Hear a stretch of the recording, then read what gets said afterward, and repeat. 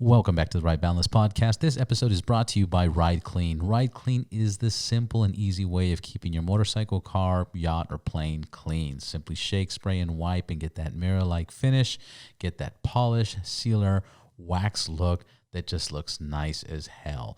Check them out at rideclean.co. Use promo code RBPodcast for 25%. You know what? 25% off.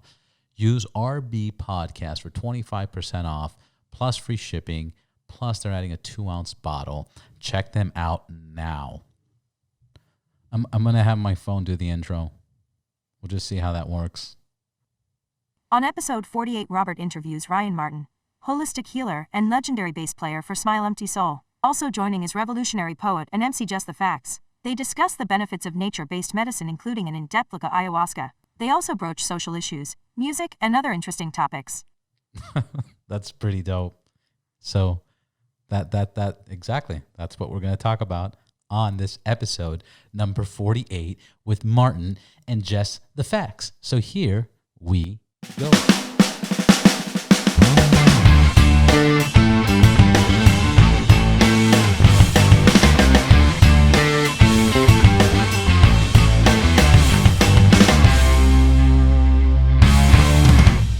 Get another just one. In case. What were you saying about the coffee right now? I was just talking about how now that I'm a parent, that I'm always seem to be drinking coffee, way more coffee. I don't even think I really drank coffee regularly until I became a parent. Well, we all have kids here, man. Yeah. How many kids you got now? 4. Fuck. And a stepdaughter too. So I got 5 technically. I got a whole basketball team. How do you do that? Patience, deep breaths, yoga. Oh man, yeah, Love. deep breaths. Love. You gotta love outwardly. It's hard because recently I was thinking about how many kids a family would have back in the days, and I thought that the only reason it worked is because families were more united. People were living in the same area, and you had your auntie, you had your brothers, you had your cousins, all living like in the same neighborhood, and they would help each other out. Mm-hmm. But today it seems like everybody's so separate and so far away that it's almost impossible to have multiple kids, and then it's so much more expensive. Oh yeah, I feel like especially in generations behind us, families used to live more together. Grandparents would live in the house, aunts and uncles, so there'd be like more people in the house, more kids around. There's always somebody keeping an eye on everybody. And you could tilt it up. Okay. It's been a while. But there was always family around, and I guess that's not as common nowadays. Nowadays it's everybody's way more spread out. And, and especially like cities like Los Angeles, New York, and Texas, you meet somebody and it's like, where are you from? Oh, my family's from Michigan. Where are you from? My family's from Texas. Oh, and then where's your sister? Oh, my sister's in Miami. It's super spread out. So that's what I'm saying. It just seems so crazy. And then Jess sits here and says, I have 4 kids. Like, how the fuck do you do that? I'm fortunate. I've been with the same woman for, we've been together since like 2000, maybe 2001-ish. Yeah. And that's awesome. Married 9 years. I took forever to ask her to marry me, I guess. We got 2 kids, almost 7, and my youngest is going to be 3 next week. So that's awesome. Yeah, they're the best. Don't get me wrong. Yeah, I love my kids. I love both my kids. Yeah, but dude, they can test your nerves. Oh, 100%. Especially after this whole COVID thing, man. It's been a real challenge, being with 2, like such a young kid and like an older kid. It's like young one always wants to do what big brother's doing, wants to play with what he's got. I don't want to share. I want to watch this. This is mine. It's like, oh, this is my life. Deep breaths. Yeah, it's interesting about how kids want to compete and they always want what the older brother has. Mm-hmm. And then it's more interesting for me how we want to train them and be like, you have to be nice and you have to not be selfish and you have to do this. And it's like, but why? Like, I kind of want to raise I joke about it, but I'm serious. I want my kid to be like, I want him to be a little bit of a dick. you know, because fuck, man, nice people finish last, or they get abused of. Girls take advantage of them. Their hearts get broken. You know, they become soft. I want my kid to be a respectful punk, you know, but like a punk. Yeah. But I'm serious, because everywhere you go, they're like, you can't say this, you can't do that, you can't talk like this, you can't do this. And for what? To accommodate all the society? Well, let's get the facts right. You can't satisfy all the society, you know? So why am I going to train my kid? If my kid is curious, you know, let him be curious. If he has a, like, my kid has a strong personality. Like he has a fucking temper almost, you know, and he, like nobody's gonna kidnap my kid, because he's gonna kick and scream and fucking, you know, I don't even know if that happens anymore. Yeah, like, my wife says the same thing. Like, no one's gonna kidnap him. No one's gonna get Nicholas. You're gonna see. Like, don't worry. My oldest is Nicholas. Yeah. My youngest is Marco. But my thing is, we have to. You kids grow up with just so much curiosity. You know, they want to spill the water. Why? Because they want to see what it does. Neil deGrasse Tyson talks about it. You know, they want to grab a glass and they want to break it. Why? Because they want to see what happens. They don't know that it's going to shatter and it's going to be dangerous for them, but they want to experiment. They want to turn on the gas. They want to play with the lighter. They're curious.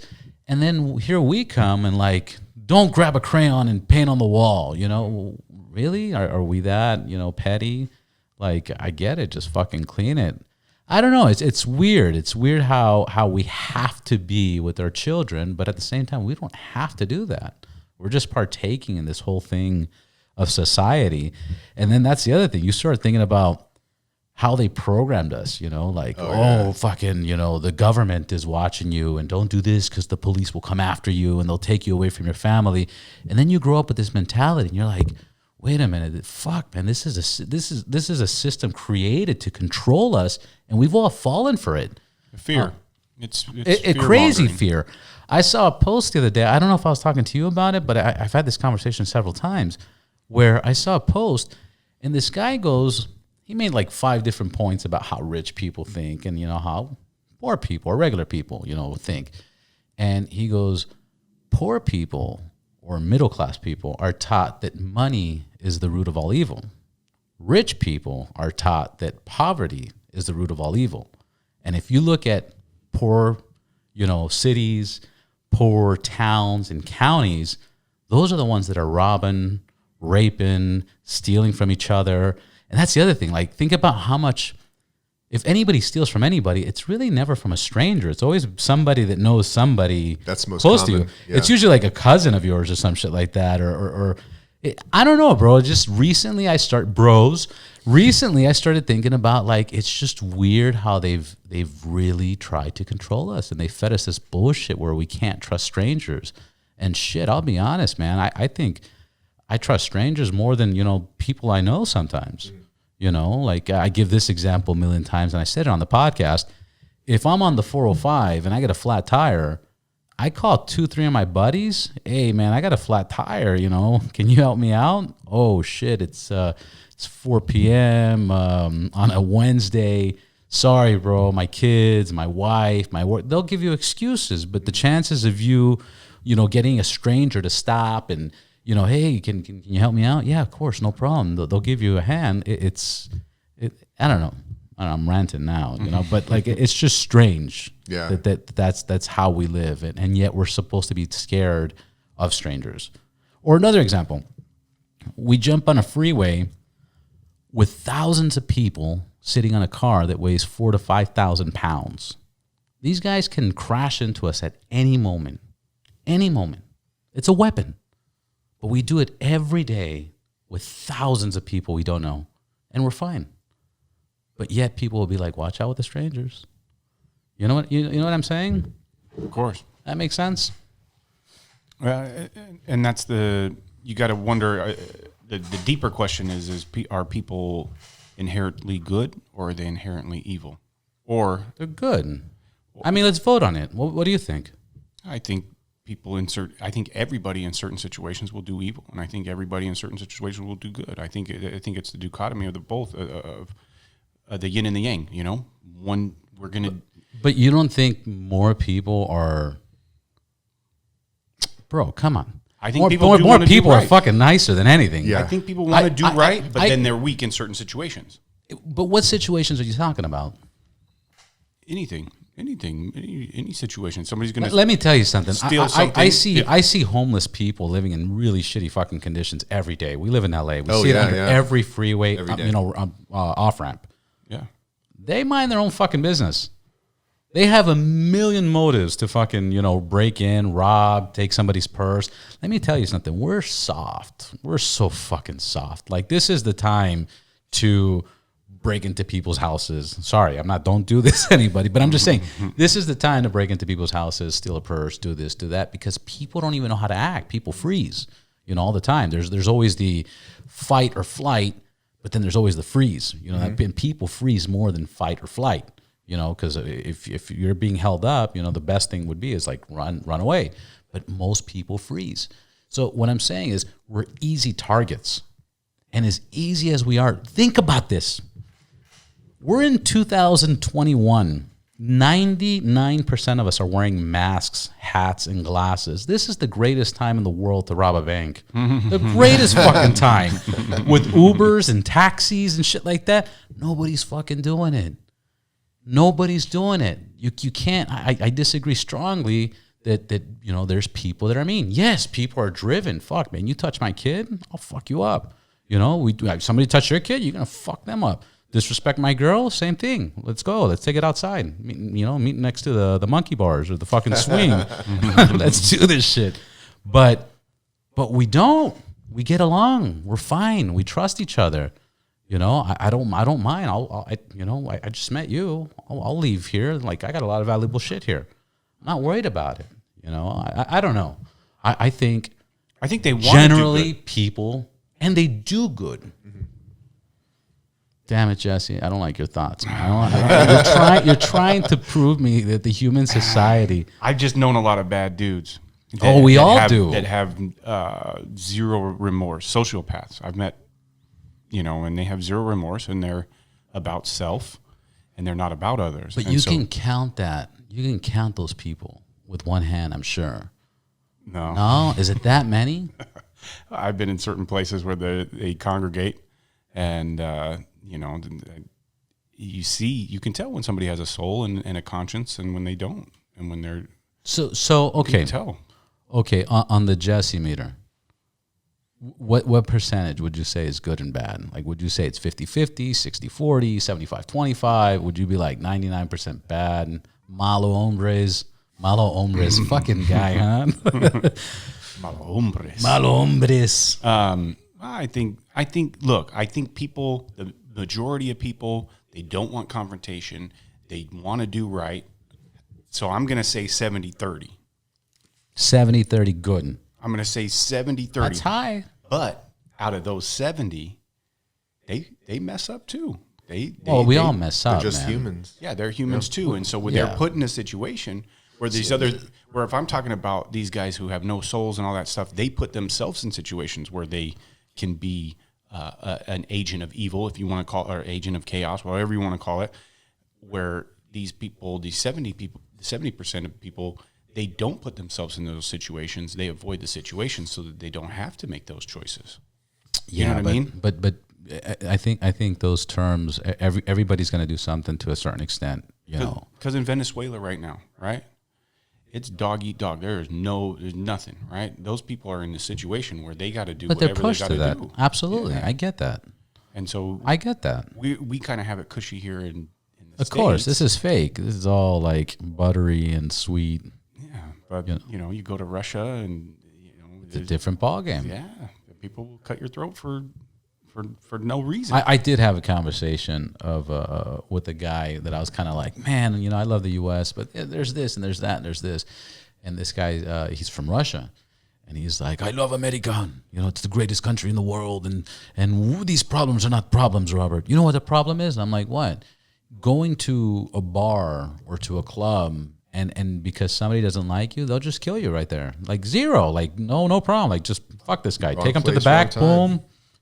And it's like normal, because there's certain people that act higher power than the own government. you know, and I was thinking, fuck, man, I never thought about it that way, but that's true. That also has to exist, you know. And he gave a lot of examples like this, and we were kind of, you know, going back and forth, but at the end I was like, no, bro, you're right. That's pretty fucking scary. This is amazing that we can freely get out there. But my issue now is everybody's so fucking soft now. Everything is so offensive. When the fuck did that happen? You know, bro, when everybody got an iPhone and everybody had an opinion and everybody could post whatever they wanted without saying something right to somebody's face, you know? Yeah. It's like the Mike Tyson thing of, you know, people are way different when they aren't going to get hit in the face, you know? It's like, yeah, it's you know, you're not going to disrespect somebody. Well, not only that, you have the trolls that are just fucking out there. Yeah. Just fucking, but I'm talking about, like, you know, hey, bro, you gained some weight. You know, I mean, I gained some fucking weight right now. I gained like 15 pounds in two months. You know, I just stopped because I was in limbo with this move. If you call somebody like a little chubby or something like that, fuck, you're in trouble. Fat shaming. They have a name for it. It's fat shaming. Skinny shaming, height shaming. It's just, when did we become so fucking soft? We've always been this way. I think we've always been this way. We're as humans, we like to put things in boxes. We like to just. But we weren't always this way. I think we weren't always this way, because before you could be like, here's. It's just a bigger mirror now. It's and that's all it is. It's a bigger mirror, but here's the thing. Before, when you used to bully, you know, yeah, you would hurt people's feelings. Bullying is terrible, but people responded. You know, so for example, the so-called nerds. You know, you would make fun of Bill Gates. Bill Gates got made fun of. Let me tell you that. I'm sure. I'm sure. Steve Jobs got fucking bullied. Okay, I'm sure of it. But what did they do? They used that for, like, fuck this. You know, I'm gonna fucking create something and change the world. Those are like two guys. No. There's many people like this. There's many stories, many successful, there's many. Jeff Bezos, forget about the ones we know of. There is many people that got bullied in fucking high school, in junior high, and they're doing way better than anybody that bullied them, period. And that's just a high, you know, probability. But what do you mean by doing good? You know, is doing good just having success in a business? No, they used it as fuel. Well, but what's their life like? You know, like what's the quality of their relationships with the people that are most significant others with them, with their kids and their families and their communities? Right, that's different. It could be total dog shit, you know. But what you see on, you know, social media, and you see just the pictures, like, it looks great. It's a fucking highlight reel. Okay, so I'll bring it down like this.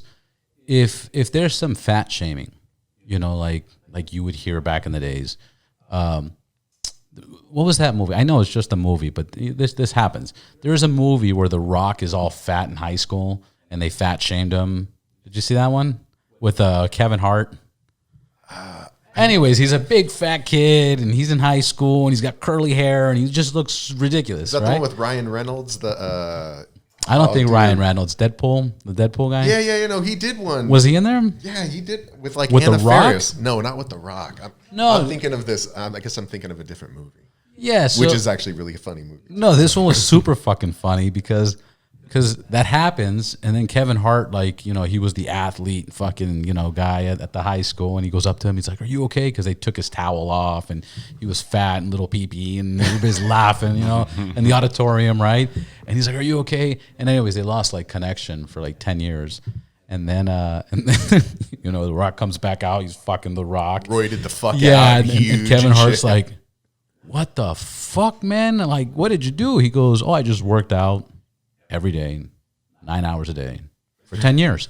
Just fucking, he's like, wow. And he's wearing a fanny pack. Anyways, he's like a CIA agent. Gotcha. In the fucking movie.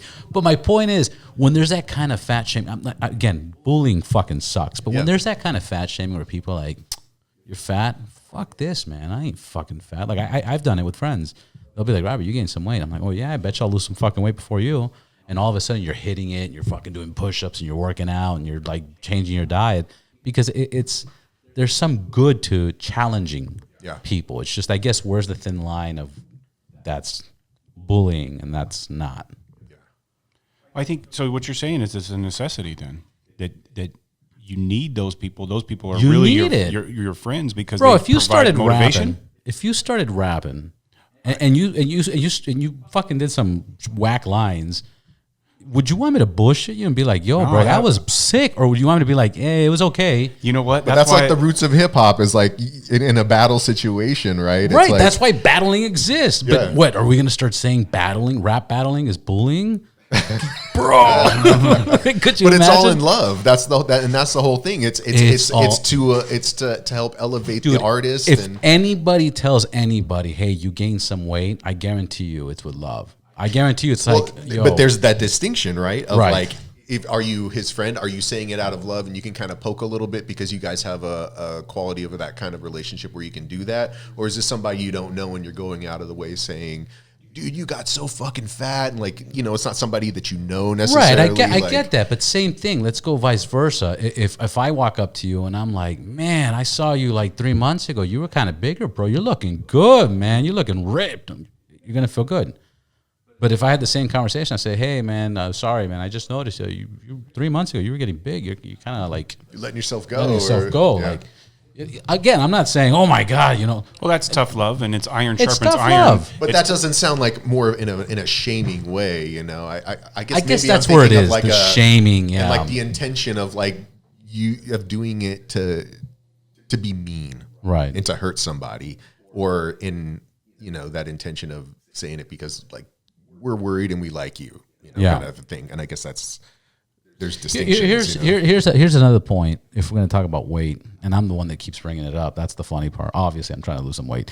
I spoke to a friend of mine. He went to the same university I went to, and we were talking about his girls, and his girls are like 18, 19 years old, and he's like, "Robert, my girls are big, and I go, "Well, how do you feel about that?" And he goes, I think they have to lose a little weight, and it's not because of the weight. It's because it's the question is, are you healthy or are you not healthy?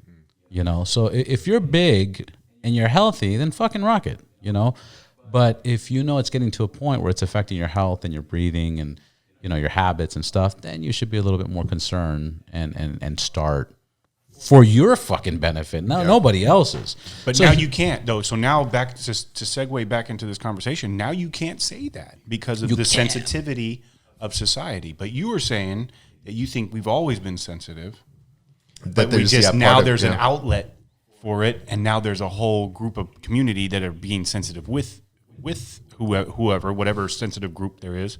And so now that there's a bigger voice or a bigger platform. Since the internet, it's like you find the others.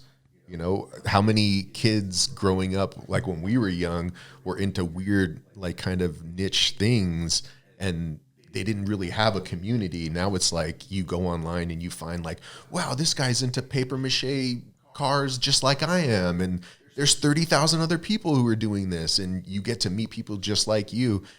That was something that was non-existent, and I think that part is great, people finding other people just like them, which, helps with that feeling of like, right, being singled out. And unfortunately. But also to talk about how we were raised, I did a podcast with Roland Sands, and he's a bike builder. He does custom leathers. The guy's pretty legend. I sat down with him, and as I'm sitting down with him, same age, he's our same age, same group, same everything. And he's like, yeah, people did get softer nowadays, and he's a redhead. Mm-hmm. He's a fucking redhead. He's a ginger. He goes, Robert, you know what it was to be ginger and grow up in the 80s? Yeah, oh yeah. You had to fucking learn your mama jokes. You had to learn how to like rebuttal somebody. That Problem Child movie didn't help shit at all. At all. Part 1 and 2. Yeah, Great fucking nor Chucky. Oh man, those poor gingers. Nor Chucky. But you had to become stronger. You had to find a way of defending yourself. You had to find a way to counterattack. You had to find a way to come out with a better response. So you're saying society is coddling our youth now, Yeah. and giving them a pillow instead of landing on the Instead concrete of a belt, to get a chancleta, a slipper. chancla. So what is our responsibility? That's my question: is what is our responsibility? Should we keep these kids tough, or should we coddle them? I mean, I talk tough with my kids. I tell my kids what I think. Say, you could do better. You could do better. but I come from a place of love instead of a place from hate, and that's I Right, think that's the two different. right, I mean, that's right. a different teaching scenario. out of love. I mean, as opposed I mean, to teaching out parents- of shame or teaching out Right. of like anger. You know, it's especially for kids. No, It's you like got you got to communicate. That's the key. Let's get one thing straight. The way our parents raised us and the way they got raised, for the most of it, they did a pretty shitty job. Like, you know, they like did the best with what they had. They had exactly. They did the best what they had for Yeah. their time and everything else. But if you look at it today, you're like, oof. Yeah. Oh, yeah. It's right. Like, bro, they let us fucking play in the street till the street lights turned on. And even All right, past that. and yeah, even for past sure. that. Yeah, like we And grew even up in the past same that. neighborhood, so it was like when those street lights. Talking the mic, bulbs- talking the mic. Yeah, me and Jesse we grew up in the same neighborhood, Yeah. so it was like when those street bulbs came on, like It was time to go home, but then Yeah. you still fucking it was. procrastinated. Yeah, it was such a little community, so it was like it was a little bit different. I was Could you imagine letting your kids out right now? I don't know. Why? It's What happened? I take I can't do it, but what the fuck happened? If the three of us right now were like 12, 13 years old, we'd be on the fucking, I don't know, we'd be stealing somebody's BMXs, switching tires, playing around, jumping on the roofs, daring each other, jump off this roof man. into the pool. Yeah, like absolutely. having fun, you know, playing with fucking, going to the ice cream truck and buying doing like snapper dangerous fucking things.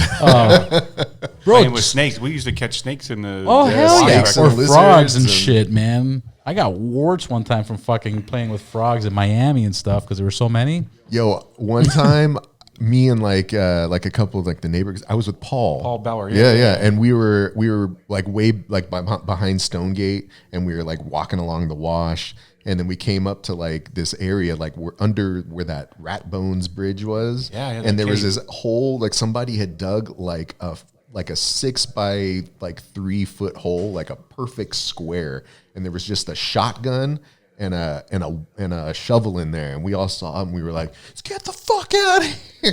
And we bounced. So it was like that was the kind of stuff we were finding like behind the housing tract that we grew up in. 100%. But now we don't let our kids go out alone. Talk close to the mic.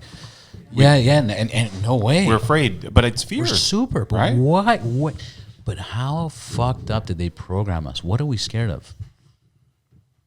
The unknown. We've always been scared of the unknown. That's what it means to be human. Yeah. Yeah. But they put in. We watch all these shows that have the bad guy, It's the back to the antagonist. system that I'm telling you, man. and it's constantly it's reinforcing. Hey, don't trust. Watch out. Watch out. Be Watch careful. out. Don't be let your careful. kids play. And now they're making us. They're scaring us to stay in our homes. Why? I mean, there's a lot of. I have a lot of my own theories and interpretations of that, but ultimately, they're gonna take all our human interaction away. They're gonna take our tangible currency away. That way, they can monitor everything and know where you're at. But what's the You're point of that? You're no longer the unknown. You're no Right. longer But the what's variable. what's the point of that? The point is so that there's no revolution. Okay. Yeah. If you're in prison, let's say if you're in prison, okay, there's thousands of dudes wearing blue shirts and only a few wearing those brown shirts, okay, or green. And so, but what stops those thousands of big, strong, freaking psychopaths from attacking those 30, 40 guys in tan shirts? Fear. Yeah. The revolution is what they That's don't want. what Kanye was talking about. That he got in trouble. He goes, slaves continued choosing to be slaves. Exactly. You And know, because how the fuck how the hell do you have like 20 black dudes, 6 foot tall, fucking buff as fuck, and then one old white dude like, hey boy, like do this, like what? What do you do? What do you mean? And he's like, they continued. They could have stopped that a long time ago. Absolutely. But that fear or that. and that's what they, and that's what I think ultimately. That's my opinion. Okay, I don't Yeah. force my opinions on anybody, but ultimately, Nobody's listening. the rich 1%, they and the people who really control the government, the big pharma, the big oil, the alcohol, tobacco, these big entities, Pharmaceutical. yeah, big pharma. They control everything, and the banks. Don't forget the Rothschilds and the Rockefellers, and they own 87% of the world's wealth. Okay, so now you have all these moving towards digital currency, and they're going to be able to get their little percentage. MoneyGram, just like how MoneyGram, XRP bought MoneyGram, and they're going to XRP bought MoneyGram. Yeah, and so they're going to have these little transactions. Every transaction that you make is, one, going to be documented, taxed, 2, and 3, it's going to be a little percentage, a little service fee. Yeah. And now the rich get richer, and the poor still don't revolt against the bully, right? If there's any bully in our society, it's those that are brainwashing. It's those that are keeping people from succeeding in wealth. Because why? That's their power. And to me, that's what they use the fear for, is so that we don't revolt against the powers that be. Against the government. Yeah, and that's a great point of view. I see that. Interestingly enough, because everything they do is everything that exists is made to separate us. Yeah. Even gangs. Oh, you're blue, I'm red. Oh, you're purple. Oh, fuck that. I'm rainbow. Like, it's just Democrat, Republican. That doesn't right. Democrat, matter. Republican, LA. Oh, you live. What part of the valley do you live in? Oh man, yeah, exactly. It's all divided by blocks, by streets, by The numbers, hills, by hills. yeah. Oh, you're on the hill, or It's tribalism, really. In essence, this kind of goes back to people kind of being the same. Now there's just way more outlets, way more voices, and unfortunately, it's like there's a lot more chaos because of it. And I think this is where, it feels like this is a place where, bad things, big things start to happen when there's all this kind of tension, and it's like, the past year in the United States, like, look at what's been going on. Everybody's stuck in their house. Nobody's chilling with family. Feelings that people have been kind of pushing away by going out and drinking and whatever, all that stuff's bubbling up to the surface. And I don't know, I kind of like to think that sometimes for things to get better, they almost have to get worse. And this is like a really common thing in like traditional kind of healing. Sometimes when people get sick with something, essentially when they're going through like a healing process, it's common for like a real big flare up to kind of happen again right before the end. Yeah, and there's a saying that says all great change is preceded by chaos. It's a necessity. You have to be shaken out of your comfort zone in order to act. There's another saying that says hard times create hard people. Hard people create soft times. Soft times create soft people.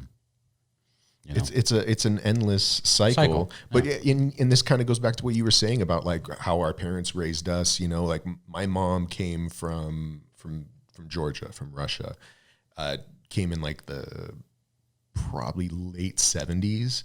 And my grandma, my grandfather, and her brother, basically come here from USSR.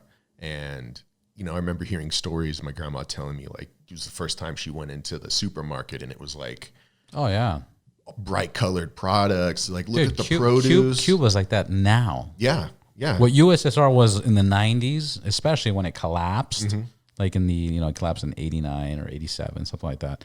Like all those countries, Armenia, and the weird one was Cuba, because we were here on the west side.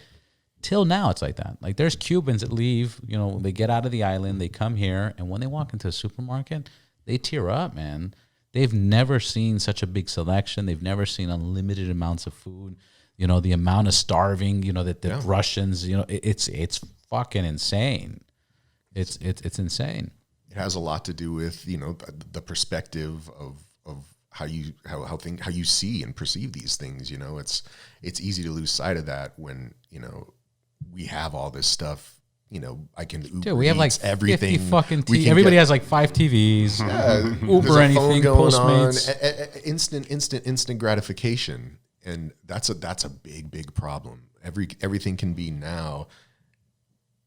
There is it's so hard to find people who are not just glued on their phone. And I everybody, I'm guilty of it too, using my phone a lot, but at the same time, it's like, it's such a, like a little vampire, and, this easy accessibility to everything, man, this accessibility to everything. It's like it's a sad crutch, with my boys, we'll go to the restaurant every once in a while. Like I think the first time we went to a restaurant like a couple of weeks ago, like it was like the first time in a while. And you look around, and you see all the families just sitting there, and everyone's on their phone. And it's, we try not to have the phones, especially when we're at the table. Like my kids, they don't have their own phones. We don't let them use the phone at all, and we just bring like extra toys in the backpack, and like, it was more than I had when I went to the fucking restaurant when I was a kid with my sister. It was like, oh, cool, crayons. Like, I'll just shut the fuck up and, color. But now it's, it is what it is. But you got to bring my laptop, a charger, headphones, constant a entertainment, mic, a fucking webcam, touchscreen, constant amusement. Yeah, we're supposed to have moments of nothing, of just sitting and doing nothing. Yeah, and it's when people do that now, the anxiety comes up because I'll check Twitter real quick, Instagram real quick, or I'll send an email. It's nobody wants to be with their self. Nobody it's again, but that's part of the fucking bigger system that's what they want. They don't want us to be with ourselves. No, they want you to track yourself. They want you to tell on yourself. Isn't it a trip how many of us know that they're listening and following and blah blah blah blah blah? But we all have iPhones. We're still there's fucking databases in Salt Lake City, in the hills in Salt Lake City, databases recording everything. Yeah, everything. But is that? And then that the keywords pop up, and then they go to those. They go and say, "Where is this signal coming from?" Explosion. Yeah. Missile. Yeah. Spaceship. I got a thanks. Mars. We're flagging this podcast right now. Yeah, that's honestly Farts. The other day. Look, on Instagram. Diarrhea. I'm not on Instagram a lot. I'm not on Instagram a lot, but the other day I put up a post. I reposted somebody's alien post, right, and it showed just a little video of three planes breaking apart, three air spacecrafts, right? I put it up. Guess what? 15 minutes later, I got a notification saying this is false information, and then so anybody who went to go look at my thing, it just said this is false information. Yeah, and so they're censoring that stuff. Of course, within 15 minutes. I'm nobody. I'm nobody at the end of the day. Right, but it's they the information felt it was necessary to censor. Put a disclaimer on your post and said it was false information and took the post. Do you know who's making their own social media platform? Who's that? Trump. They kicked them off Facebook. Things I don't give a fuck about. Because they kicked them off Facebook. They kicked them off Twitter. He's like, fuck, I can't say whatever the fuck I want. So he's creating his own fucking social media. But my point is they censor and they control everything. Forget what he's done. He's done a billion fucking things wrong. Yeah. I get that. But it's crazy that even the most powerful people, they're still like, nope. Mr. President, nope. Yeah. And it's those bigger powers it's those bigger powers. The military, it's bigger. It's bigger than those governments. Those guys are just puppets, And 100%. And do you really think that, let's say Trump creates his own thing, do you really think that he will let other people say what they want to say, knowing that there's censorship coming from his angle? He'll probably, yeah. And so it's never ending. Yeah, it's all preference. And I think this is a good time for you guys to introduce yourselves. Who are you? Where can we find you? And what do you do? Oh, okay. My name is Ryan Martin. I am, I guess, like a curandero. My interest is in traditional plant medicine. I'm a multi-instrumentalist. I'm interested in helping people feel better, whether it's in their physical body, their mental, physical, and spiritual kind of selves. I'm very interested in. So is that like ayahuasca? Yeah, DMTs. I'm interested in traditional plant medicine. Very interested in the power of the transformational power of those kind of these kind of healing medicines, and how long they've been used for, for millennia, unfortunately, because of the drug war, so much of this stuff has been not studied and been demonized. And, over the past 10 years, but especially the last 5 years, there's been a lot of resurgence and interest in these kinds of traditional medicines, especially in ceremonial context, but also in the kind of Western scientific model, with like Roland Griffiths' work at Johns Hopkins University with psilocybin. And I mean, that work and his work with MAPS and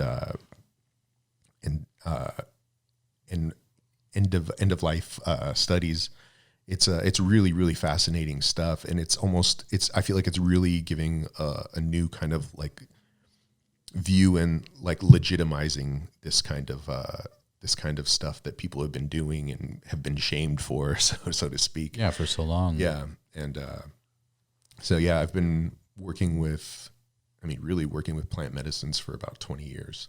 Wow, that's been a minute. I would say the more the study with ayahuasca for the past 10 years. And it's a very unique way in healing, in that it brings you right to the point of many of like the kind of issues that you may be holding on to and not even really realizing. Well, yeah, but before you get into that, like exactly what is ayahuasca? Do you smoke it? Do you drink it? What's the process?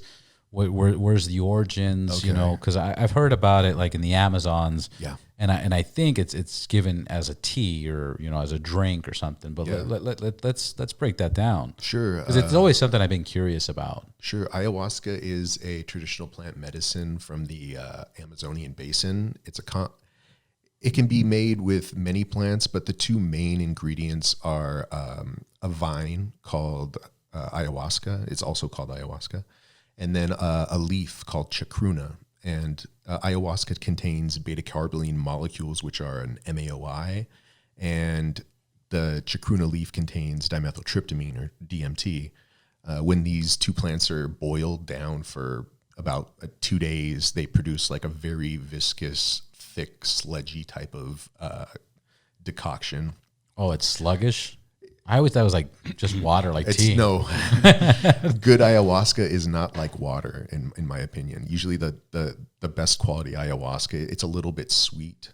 And I've been fortunate enough to have good quality ayahuasca. I've drinking some pretty rancid brews, but most of the time the medicine I work with has like a very sweetness to it. And in the Amazonian basin, it'll be used mainly by traditional healers. From what I understand, the way it's been more used in the past is as a diagnostic tool for the curandero or the shaman to. Curandero? Yeah. Curandero. Which is like also shaman. Yeah. Or is it different? The names have. Do they get along, or like there's like it's very different connotations. Like, I don't even like the word shaman. It infers some sort of like spiritual kind of superiority, which I'm not really a big fan of. So, I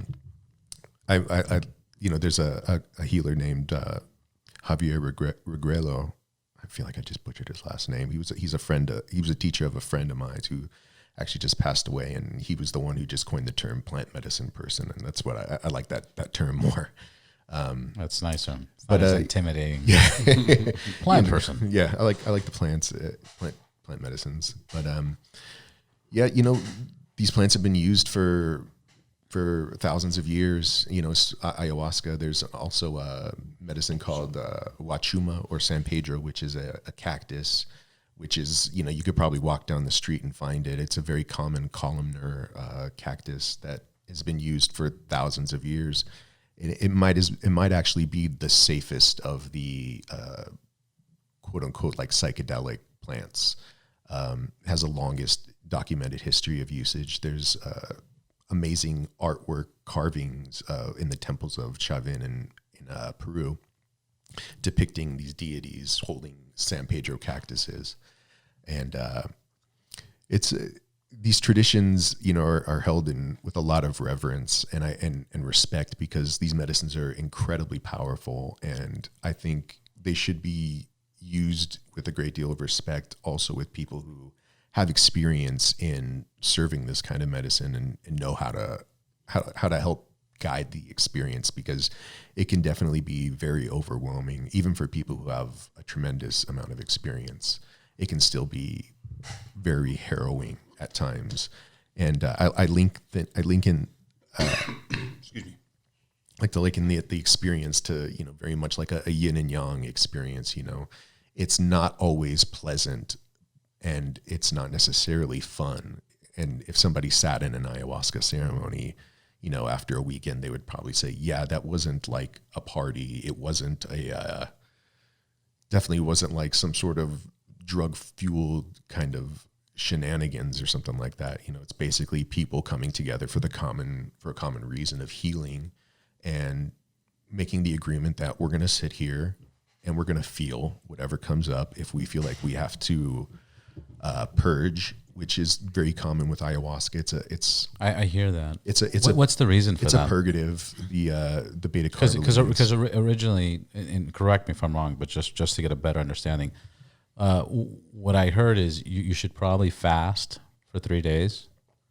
I don't think that's necessary. Actually, I think Really? that's probably really bad information, because the experience can be it can be very physically demanding. And as far as fasting, I would just say, I heard it was like just liquid fast. no. I would say 3 to 5 days. It's a good idea. The longer you can do it, the better. In the tradition that I was kind of trained in, you want to remove things that are overly stimulating, especially if you're really, really new to this kind of medicine.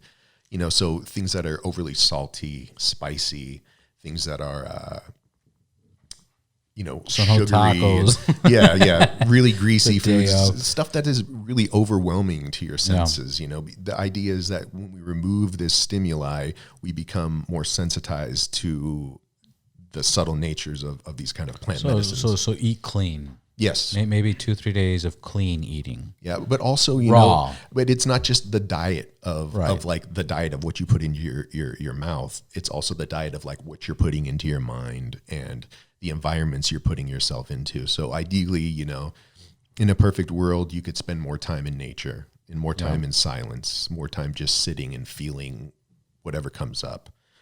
I think just that alone starts the process, the healing process. When we can start to take out this overbearing kind of stimuli of like, all right, I'm going to take it easy on my phone, except for like my, work phone calls and stuff I have to do for my job.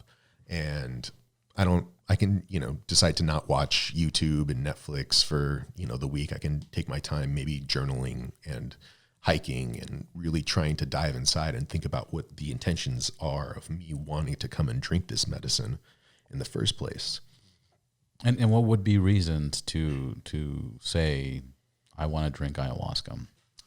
I want to live a clean life for a week, and I want to do this ayahuasca. Why would somebody just like rediscover themselves, to answer questions?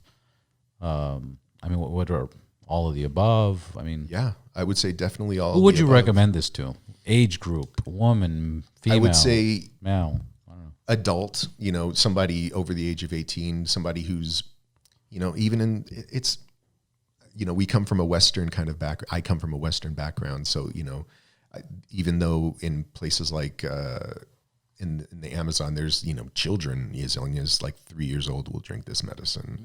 In the cultures where babies are born, they'll put a drop on their tongue when they're born, so that they're always connected to the mother, that the energy of. What do you mean? So they're connected to the mother? So commonly, ayahuasca in South America, it's referred to as la madre, the mother, and it very much is like a feminine kind of guiding energy.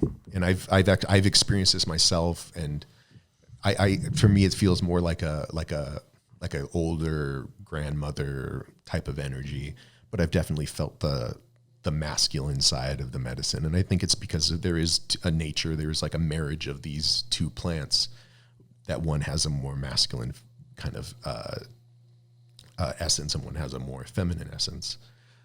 And, you know, it's like a union of these two plants. And when you can drink this medicine, it's especially when it's, you know, in a focused ceremonial setting, you know, there's something really magical that happens, and it brings you closer to yourself. It helps you to know yourself, to know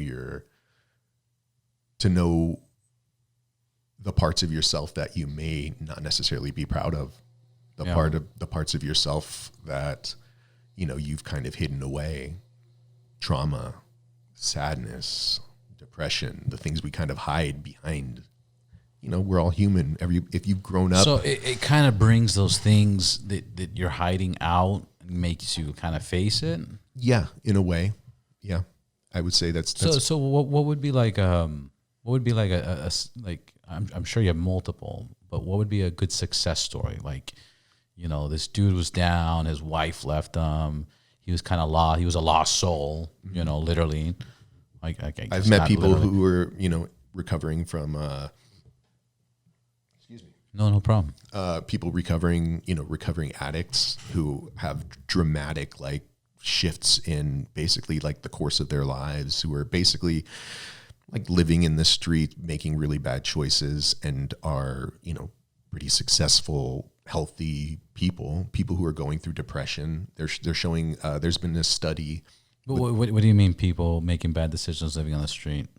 Then they do ayahuasca and they stop? Like, what do you mean? That's a perspective change. Is that what you're saying? Yes.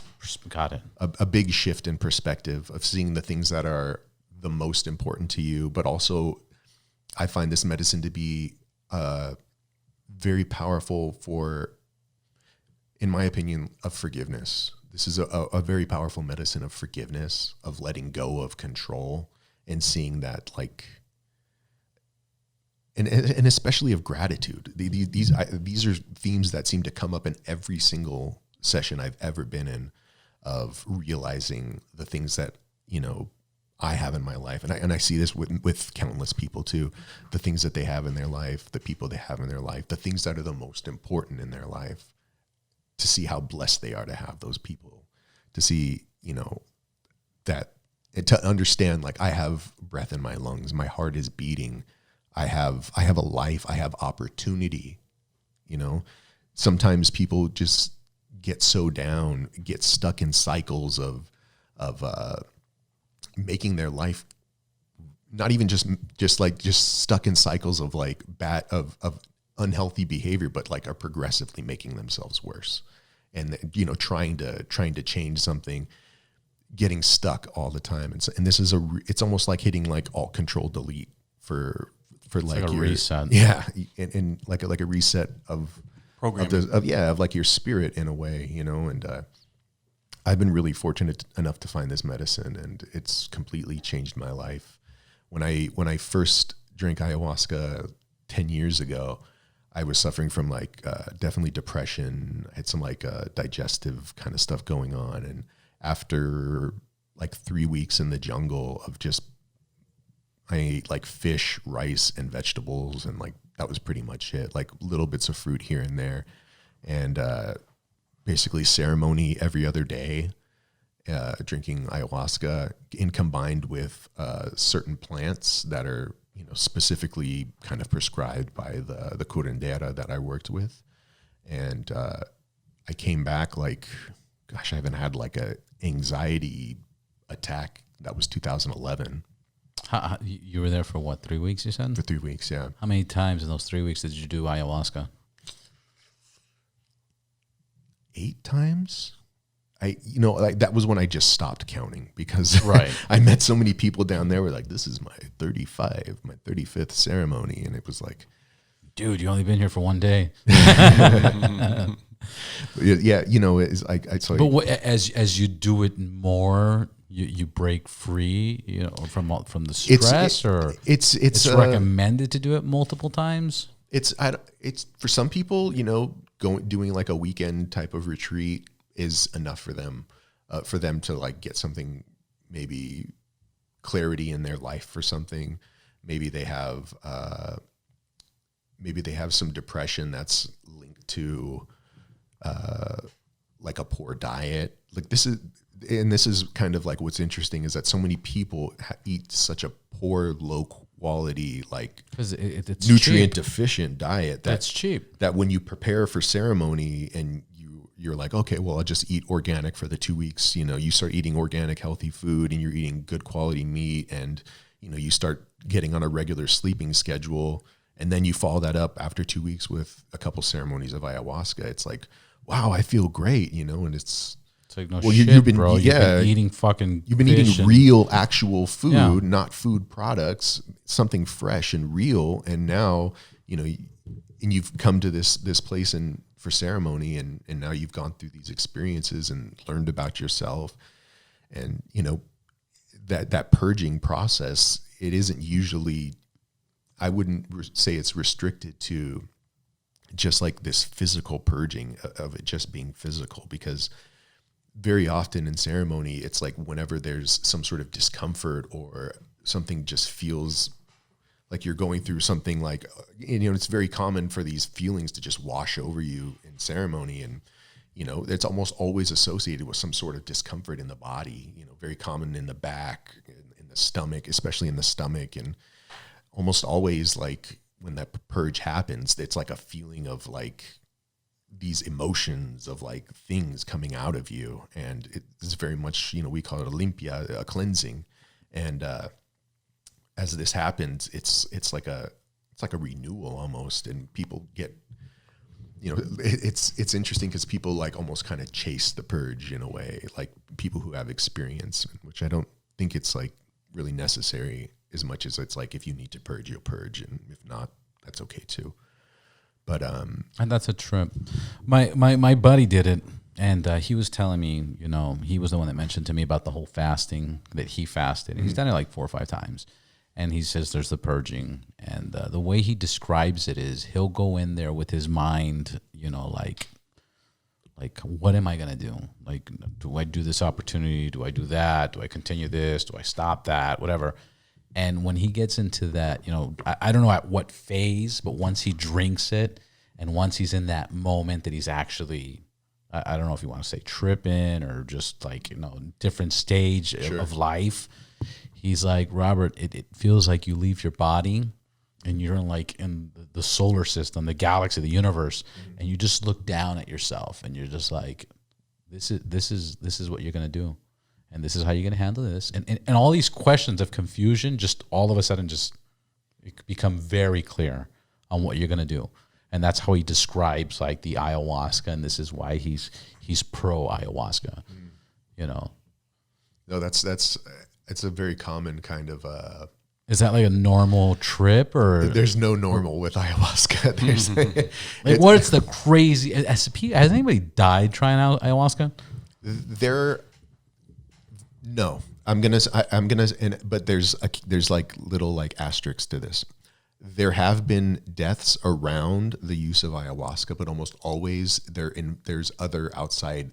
Like somebody saying, I feel free, and he jumps off a waterfall or something. Yeah, or walks into a lake and drowns. Or walks in, yeah. Goes off into the forest by themselves and, you know, shivers, but then comes back. Or there was... An outside force. You know, whether it be, you know, other medicines that are combined with ayahuasca. And this is another part of like why it's a good idea to keep a cleaner diet before. There are certain... Or have a curadero. Yeah, well, I mean, and they should know this too. And usually the people who are doing this work that are experienced will also let those people know that there are contraindications to using this medicine, like certain medicines that are definitely contraindicated, which would be like your SSRI, antidepressants, and if you're on any other types of like, but I mean MOIs that's like a bunch of shit. Like there's people that do cocaine and they fucking, you know, they just get loud and crazy and hyper and aggressive. And then there's other people that do cocaine and they want to jump on off a ledge. You know, it's like you don't know how they're gonna act, but I guess that's where. And that's why, you know, we try and, you know, we set the tone for that, you know, before anything happens. It's you know, people come into the ceremony usually prepared. They've had the information. They've been, you know, preparing for a number of days, and they come, they sit, and they understand that, like, you know, okay, this is a real, like, serious kind of environment I'm in. No one's here joking around. There's not like a bunch of lights and TVs. This isn't a party atmosphere. You know, people are coming here. Like, and this ain't Molly. Yeah, no. And there's Avalon. you know, people are coming, you know, and it can be, you know, not just like spiritual seekers, people with, you know, trauma, people with, I've drank with, you know, soldiers who have like serious trauma. I've drank with like people who are, you know, cancer survivors, people who are on death's door, people who are just like, they're at the end of their life and are looking to help to find balance in their lives, or looking to find peace. And in my opinion, this kind of way, it's not for everybody, but it's a medicine of forgiveness. It's a medicine of acceptance and peace. In the most detailed but easiest way, how would you recommend this? Like here, have some coffee, because this will wake you up and it'll give you energy and I'll let you finish your day. How would you paint ayahuasca? Who's it for? And what can people kind of expect? Because I got a lot of people that ask me about it. I mean, I'm not interested in trying to like. No, I'm not saying you're trying to sell it. I'm not saying you know sell me this pen. Yeah, no, I'm a firm believer in that when people hear about it, there's a call, right? You know, and somebody. Well, what's that hears call? Because here's the thing. I'm not talking about the people that get the call or don't get the call. I'm talking about the people that are living in this concrete jungle. And they forgot, they don't even know the existence of this. They don't even know what ayahuasca, they never even heard of it, you know, and now they're listening to this podcast. They're like, ayahuasca, what's that? You know, who is there a type of person this is for? I get it, it's not for everybody, but is there a certain person that it's for everybody, but it's not for everybody. It should be available for all those who are interested in it. But there are people who are just like, who shouldn't drink this medicine, people who have pre-existing, like, well, I'm sure it's going to be people that have like anybody that's probably taken any pharmaceutical drug or pill to, like, you know, up or down or anything like that should probably consult. And people who have like psychiatric, you know, issues, you know, and have mental health issues probably shouldn't be drinking ayahuasca. And there are practitioners out there who would serve them, and some of them may have a great deal of training who can take in people like that. I don't know. I've read probably a fair amount of accounts of people who have, you know, things like bipolar, which is definitely, I would say, contraindicated for drinking this medicine, who have gone down to Peru and had very bad reactions. But then I've also read a couple here and there of like, oh, well, you know, I changed my diet. I was down there for a number of months. They had a very specific like protocol. They were isolated in the jungle. They were eating specific foods, taking specific medicines. So basically, it's a big overall. Yeah, it's a very big, like, kind of like pharmacopoeia of, and like basically it's a whole different paradigm in the jungle. And right, you know, environment. And when you can do something like that, it's very pattern. different. Yeah, you know, and no, I get it. It's one of those things that it's like, I don't want to convince anybody to drink this medicine. I'm not saying that. I'm just saying I've been wanting to do this, but if you ask me why, I would say, fuck, I'm not sure. I just heard so many cool things about it, and how you discover yourself, you find yourself. You know, it's kind of that. That's one of the reasons. Sounds like a good reason. I mean, if it's like you've been on a I journey, guess, you know. I guess I feel like I've been limited in many ways, and you know, I took this. Do you know Landmark? Yeah, I did the Landmark Forum and the advanced course like 20 years ago. Yeah, so it was great. My same friend, he's like, Robert, please just take this fucking class, please, man. And what I learned from have you heard of Landmark? No. Yeah, it's a 3-day course. What I got out of it, that changed my point of view is the story you tell yourself is always worse than what it actually is. True. There was this one girl there, and what happened to you? And she's like, well, I got raped when I was 14 years old by my uncle, and now nobody will ever love me, and I can never have children, and I'll never get married, and I'll never do this, and never that. And he's like, stop. That's the story you're telling yourself. And then it'll come to true. It'll come. And now she's fruition. 28 years old and repeating this. Nobody will love me. It's crystallized within her. It's 100%. And they teach you that. They teach you that the story you tell yourself is always worse. Like why are people bad? No, bro. 70% are bad because this happened to me and that happened to me and that happened to me. And that becomes a pattern. And they kind of teach you to break that. And then they want you to focus on the now moment. Okay? Because what you did and who you were does not identify who you are today. You are you. And you have the option to do whatever, no matter what your history was or anything else. And it's a cool class. The problem, it's not a cool class, it's a great class. The problem with that is that once you're done, you forget it. Because you have to practice remembering that. The story I'm telling myself, I got to live in the now moment, I got to live in the present moment, And then all of a sudden, stress starts going and it builds up, and now you're back into the pattern of why you even took the Landmark class. Anyways, I'm kind of ranting on that. But where was I going with this? You were ranting. I was totally ranting. Take Landmark. This podcast is brought to you by... Because your friend was telling you about, he's the one who... he was telling me to Seth, he's the one that was telling me to do it, and he's done the ayahuasca many times. And he just does ayahuasca. The few times that he's done it is just because he has to do business decisions and life-changing decisions, and it's the only way that he can get a clear head. Wow, I got off track on that one. Yeah, it's really a place of coming from. I think it's like we're really lucky that it's like somebody can have those kind of experiences. Like traditionally, this medicine and talk about it. Yeah, traditionally, I mean, this medicine's found its way out of the jungle, especially I would say over the last 20 years. What's the difference between ayahuasca and DMT? DMT is you smoke that. You don't drink that, right? DMT is jerking off to a Pornhub video. Ayahuasca is making love to somebody who you deeply care about and cares about you. Mm-hmm. That's what I would liken it to. DMT is like a 15-minute just fireworks show.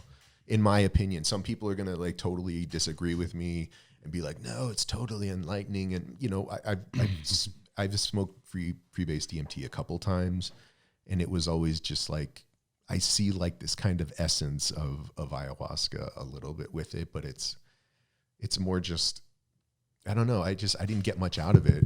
I didn't get anything that stuck with me. Not like the first time that I drank ayahuasca. That was just, there was nothing like that. Or every other time I've drank ayahuasca, it seems like. I love the way you put it.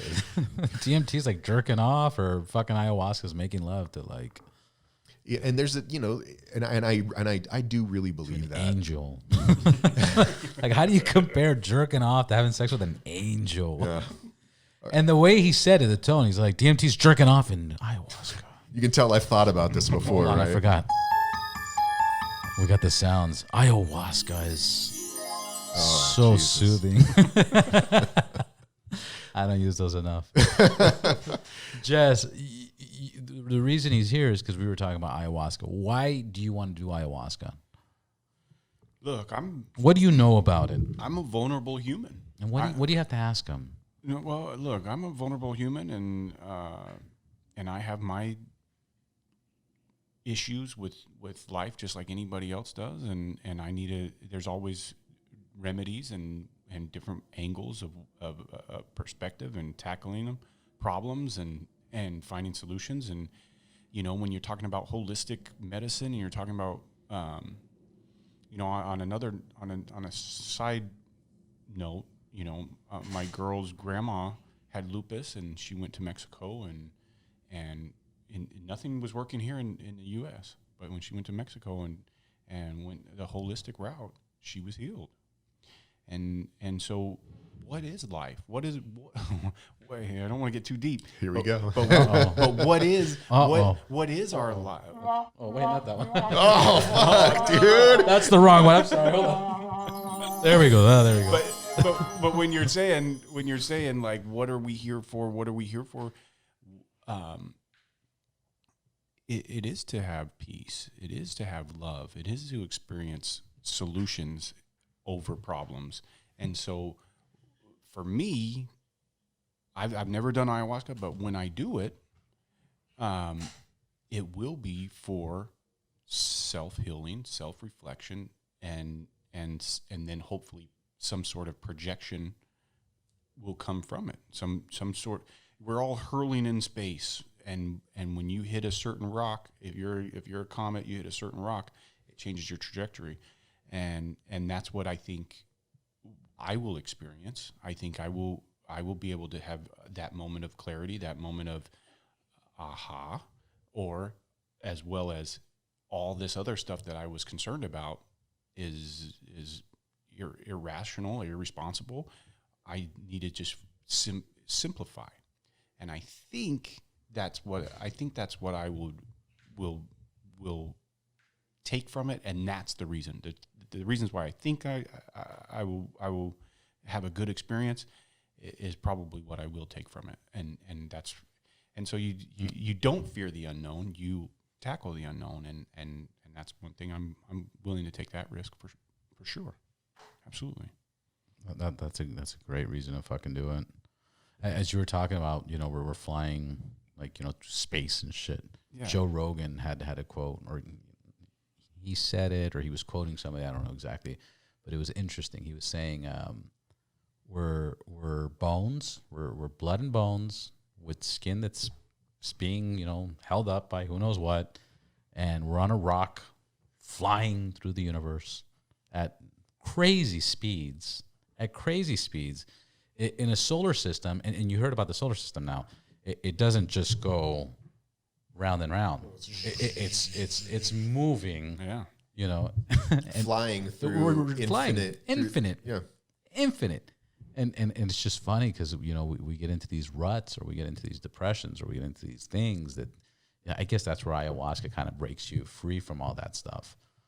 But anyways, I don't want to. Well, but with me too, I feel like I'm as a writer, I'm somebody who writes every day, and I. Who are you, Jess? Well, just for the listeners, so they know where they can find you, who you are, and what you do. Well, I'm irrelevant at the end of the day, but my name is Jess the Facts, and I'm Jess the Facts. I'm an artist, an author, and an all around good guy.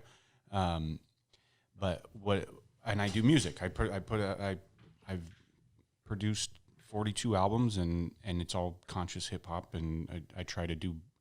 I'm a big fan. I love the music. Thank you. I try to do right by. I try to make music that would make me think. I try to make music that would make me feel good, and also that I would enjoy, and then I hope other people in the world enjoy it and can find something and get some sort of enlightenment out of it, hopefully. And because of that, I'm not that popular at the end of the day. But anyways, you're super popular. Stop that. So what's important to me when I write is that I find therapy within that. I find myself within my pen, and I use that like maybe somebody would use ayahuasca or whatever. I do that on a daily basis to wrestle my demons and wrestle my thoughts and also center myself too, because you start writing. And I taught a class called Poetry in Motion, and you do free writes, and it's your subconscious letting out your feelings. And when you start writing, there's something therapeutic, and there's something enlightening and self-reflecting, and as well as healing too. And so I use that. I use my writing, and I feel like that's how I center myself on a daily basis. And I'm a regular human like anybody else, but that's just my coping method. Everybody has their own. It's people, awesome. Some people eat overeat, overindulge, and that's their their comfort. They get their endorphins from having 20 Big Macs or whatever the heck, I don't know, but that's if I was gonna say anything relevant, I would say, find yourself, write down your thoughts, speak your thoughts, because the power of words, that's all. We can't even think without words, first of all. But second of all, when we speak things into existence and when we write things into existence, I've written things on records that have come to fruition that I had no intention of coming to fruition, good things and bad things. And I wrote, in one of them, I wrote a date because it rhymed, but then I ended up freaking falling in love with a girl whose birthday that happened to be, which is wild. That is wild, right? It just rhymed, and legit, and boom. But you put it out there. But it's out there in the universe, and I think that is.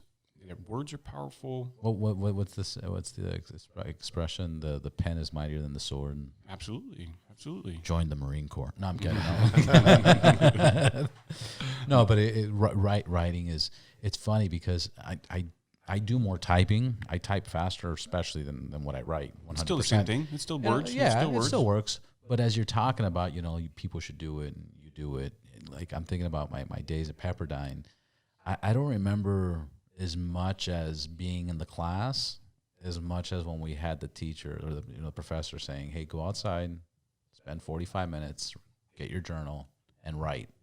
And and as you're saying that, I'm just visualizing myself, a memory of just sitting on a bench and just kind of like, writing whatever the fuck I was writing at that moment. Yeah, and you and the most valuable thing I'll ever say is write your goals. Yeah. Write your goals down and check yourself. Check yourself. Hold yourself accountable. How do you check yourself? How do you hold yourself accountable? You put like you guys know David Goggins. Yeah, David Goggins. That guy's a freak anomaly, dude. but he has a great book. It's called Can't Hurt Me. Okay. And one way that he checks himself is so David Goggins is this he used to be a big guy, then he lost the weight, then he joined the Air Force to kind of discover himself, and then he finished that, and then he was done, and then he was anyways, he wasn't doing too good. And he kept doing these things. He kept finding out he was doing stuff that his mind would trick him was good, like overeating, sleeping, being lazy. Like your mind makes you very lazy, and your mind makes you, not do shit. Like he says, fuck motivation, because motivation, you'll wake up in the morning and you'll be like, I'm motivated to run. So you put on your shoes. You put on your shorts, you put on your jacket, you open that door and you see how cold it is, or it's raining, and you're like, I'm not running today. So he's all about challenging your fucking mind and your brain. And one way that he puts himself in check is, he puts little Post-its on his mirror, So it's the mirror where you have to reflect, and see, did you do this? Did you do that? Fucking stop being a little bitch, Like, he's aggressive. He's aggressive, but now he's broken world records. He does marathons. Then he does the Bigfoot run. Yeah, those like huge ultras. Yeah, like 100. The ultras, like 120 miles in 3 days. Yikes. Fucking now he went from this fat guy to he became a Navy SEAL. He couldn't pass. That what do they call it? Like the health requirements or not physical. The Hell Week. He couldn't pass Hell Week because of health issues, not because of him, but his lungs fucked up or his knee fucked up. Then they pulled him out, and then when they pulled him back in, he had to redo that Hell Week, and he did that 3 times. Then when he was done with that, he became an Army Ranger. He joined the Army and then became a Ranger after being a SEAL, after being in the Air Force. Like, the guy's fucking crazy, but he. But is he though? Is he crazy, or is he just freaking goal-oriented, and he achieved a bunch of shit? And I think, to answer your question, how do you check yourself? I check myself every day. Okay, I wake up at the same time every day before the sun comes up, and I have my to-do list. I create it. I'm old school. At night or in the morning? In the morning. What's most important for me to do today? And I'm old school, so I write with a pen. I take a blank computer sheet of paper, I put a little square, that square in front of whatever the hell I put behind it. That's how I check myself, because if I don't have a check mark in that square by the end of the day, I've failed myself. And so I hold myself, and like you were saying earlier, we hold ourselves to higher standards. Like you were saying about the girl who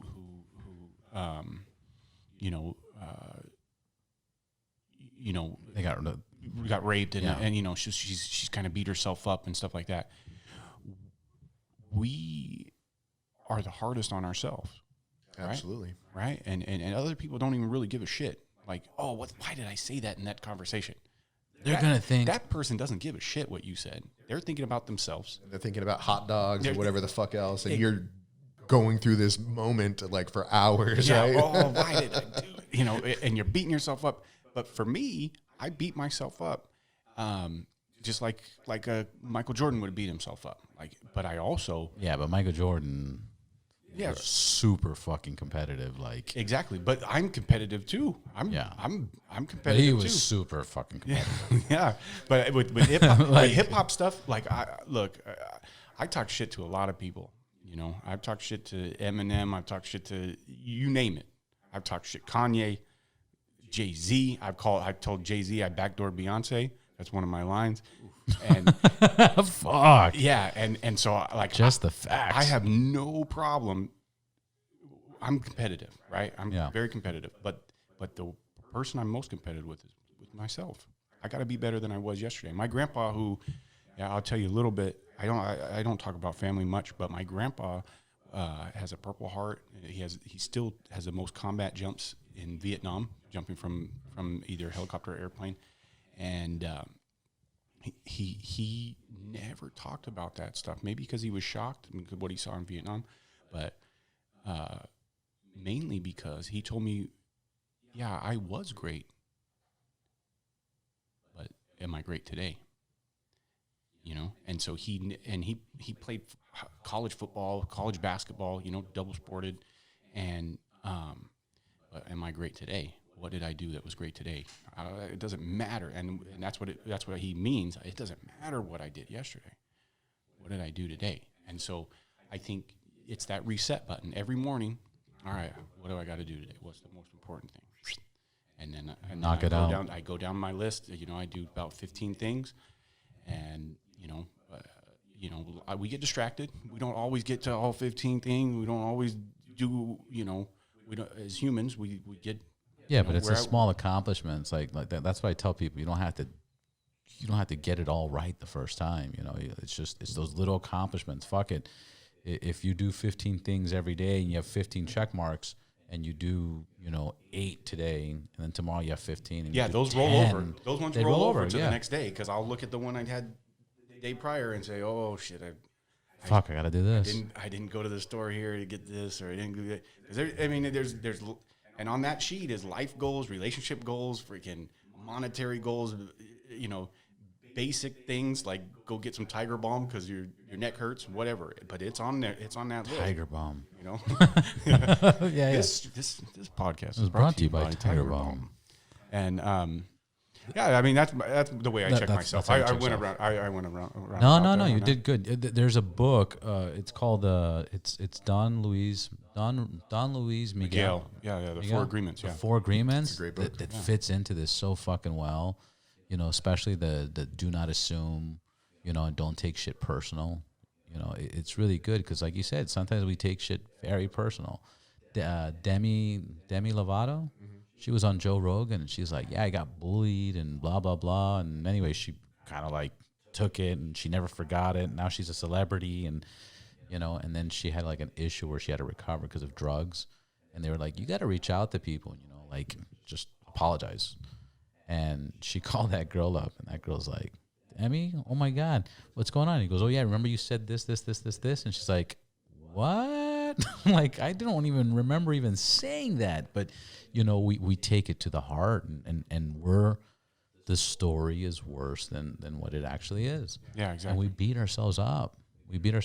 But that book breaks that down really fucking good. How to think and how to be. But do we beat ourselves up and then break ourselves down, or do we beat ourselves up and then build ourselves up? I think a lot of people break themselves down. Right. Yes. It's Yes. a self-loathing society. And that this has been is created. why we have the uppers and the downers and the alcohol and people doing things for the wrong reasons. Absolutely. You know, And that's why I say, when we're talking about especially the pharma. the 30% that I said earlier of people who are inherently, don't give a shit and are evil, right?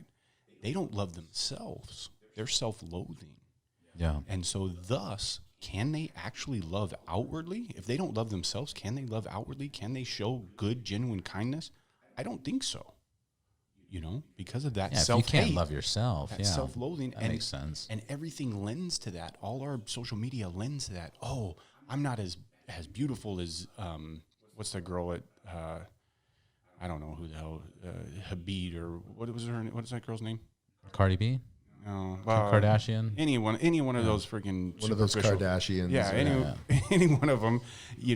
I'm not as beautiful as that girl, so therefore I don't have value. That's scary. That's sad. Tina Tequila or something. Remember, Yeah. remember that old school one?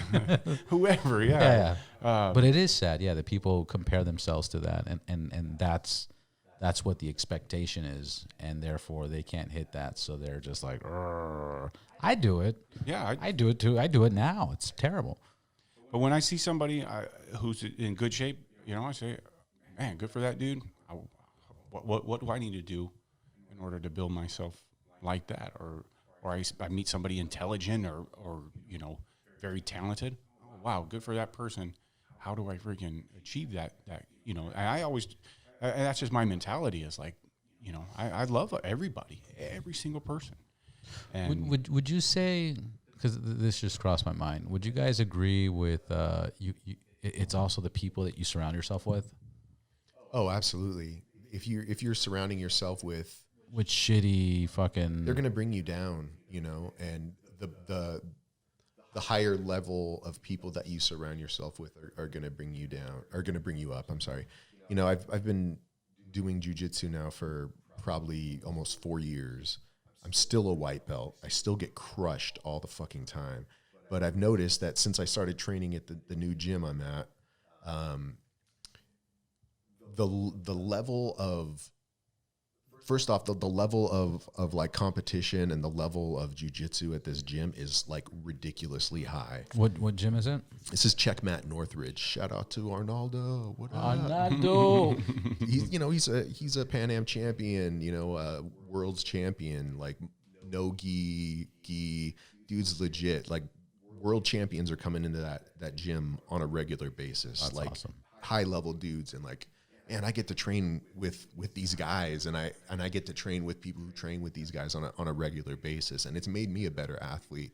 And I've noticed that the people at this gym are, they want to. It's way more of like a brotherly kind of like camaraderie, and they want to help. They want to help and encourage, and there's a lot more positivity at that gym. And I know I've gotten a lot better, and I'm seeing like I'm fucking sore as fuck right now because yesterday there's like a bunch of new white belts that are coming in, and I'm like, all right, I'm looking for the bigger guys. I got to try like this out and try this out, and I'm seeing like the fruits of my labor paying off, and I really have a feeling that it's because I'm surrounding myself with this high level of athletes, better people. But also not just better athletes. Like these are like really nice guys too, and I'm like, I'm stoked to be training there. And I was just having the conversation today with a buddy of mine, and he was saying like, dude, I was just having that conversation with like how lucky we are to be training here. And I'm like, yeah, dude, like, the last gym I was at, it was like an older guy who ran the gym, and like he didn't roll anymore.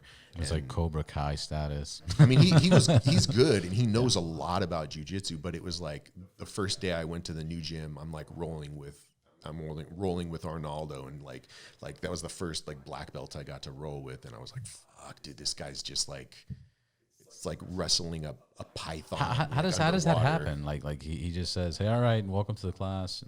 Let's go. Show me what you got. Yeah, once we do warm-ups and technique, he's just like, oh, he'll say like, you roll with him. He's like, Ryan, let's go, which he doesn't roll too much with white belts, especially because he's competing so much. He's trying to really focus his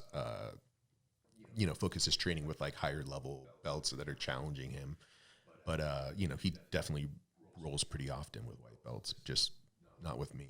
Is that what would you say it could be discouraging? Absolutely. Oh, it's super discouraging. Because when you like see how fast somebody fucks you up, you're like, oh, fuck that. I'm never coming back again. Yeah. Because of the extremes of belt and it's definitely discouraging. But it's important, I think, and this kind of comes back to what Jesse was saying of like checking yourself and remembering those kind of goals. I came to do jujitsu strictly from a self-defense point of view. I was interested in purely in self-defense because I had been in a couple. I had a friend who, excuse me, I had friends who were in like a, I guess, like altercation with somebody they knew, and this guy just basically had like a mental kind of breakdown and just destroyed this house. And he was like a kickboxer, and nobody could help him. Cops ended up showing up and like tased him, and I was like, well, dude, if I was like supposed to be there, and I wasn't there, and he hit a good friend of mine like really hard in the chest, and she had like a lot of like kind of PTSD type symptoms because of it. And I always think like, what if something like that was to happen, like in any type of situation? Like how could I help dissolve that in a way that's safe for people? And that was my kind of way of getting like sucked into jiu-jitsu and then falling into love with like the kind of sport of it. And it's weird.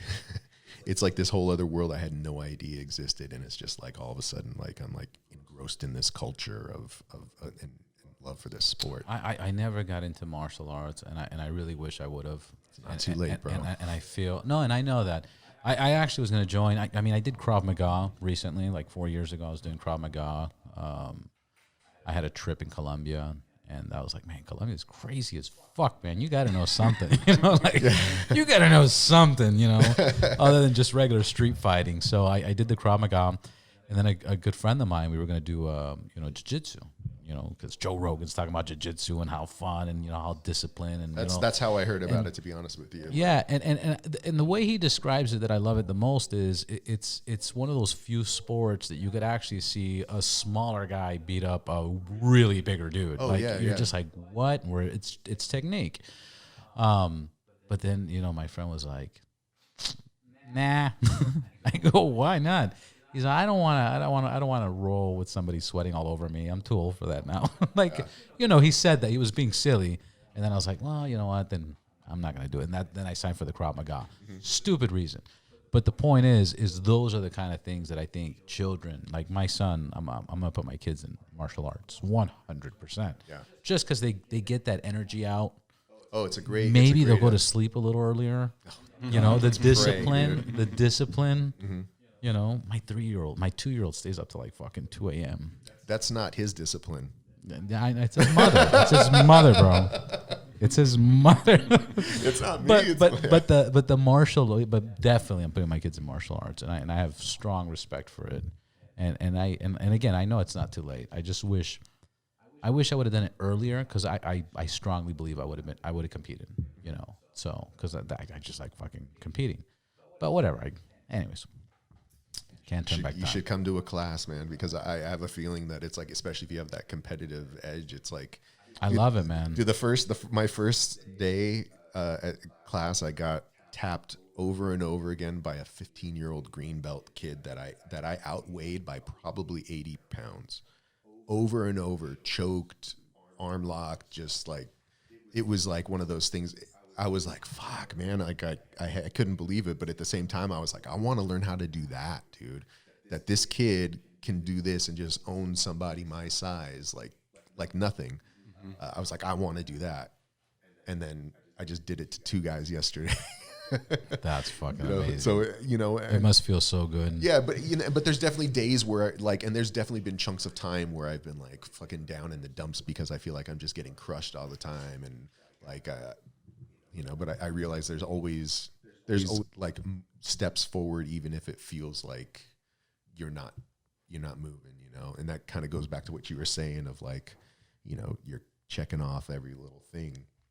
If you don't finish it, you got to keep going, and But that's fucking discipline as fuck, man. To wake up every day and make a checklist. I know people that do it like on a Sunday, and they're going to plan out their week, but you do that every day. That's pretty disciplined, Well, it's to bro. refocus because, every day Speak is closer to different. the mic. Every day is different. Yeah. Though, and so you wake up, your focus might be, and I do it too, be based on music as well, because I got this idea, I better go do this, so I write the idea for the song down and put a little checkbox by it, and that's every day's different. Do you have a song about checkboxes? I need to do that. Because you sing goals about and everything. check boxes. Yeah, I can hear it almost. He sings about. I love the getting old. Oh, thank you, man. That's a great one. The Google it. Yeah, I hope they use that. I hope Google uses that one day. That would be cool. That'd be super fucking cool.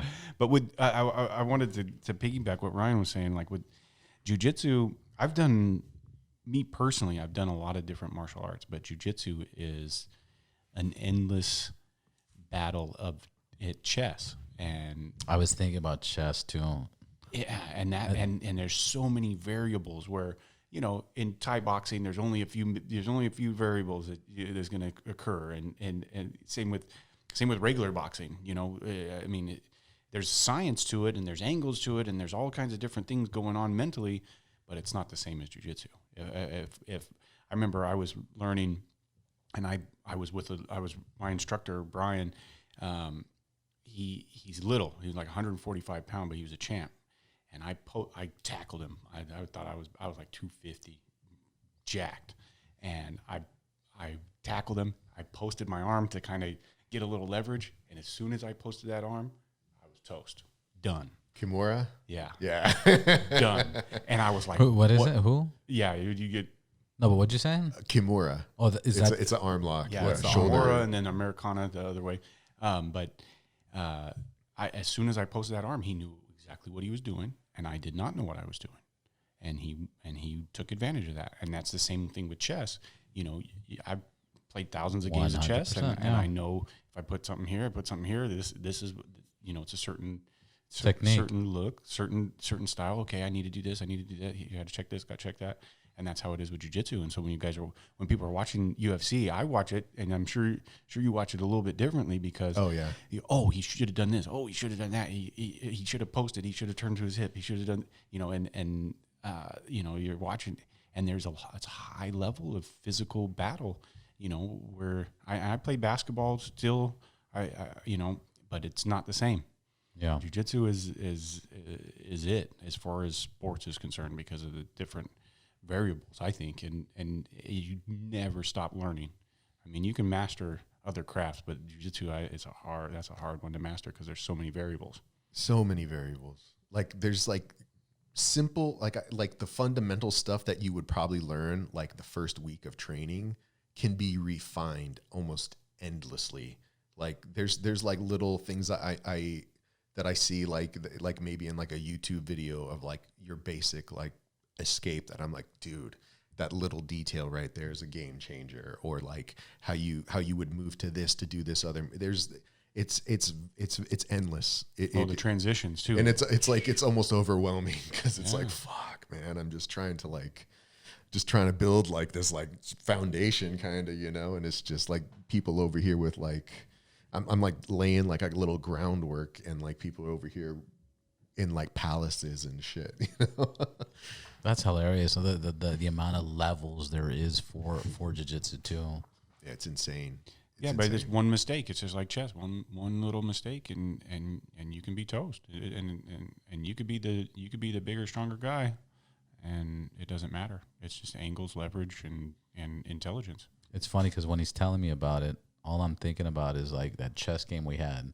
And after we had that chess game, like I was like, "Fuck this! I'm downloading the app. I got to get my game back on." Because it was the first time I met him. He's like, "You play chess?" And Jesse I was like, could "Yeah, tell I play you chess." all about chess and how I remember having this conversation. We talked about chess and like how that like the summer you learned how to play chess. I remember. You should probably share that. That's actually pretty well. Well, my stepdad You play chess? My stepdad. What? My stepdad beat me. He got a chessboard. He beat me, and he laughed. And I remember, I said, "Oh, that's not going to happen again."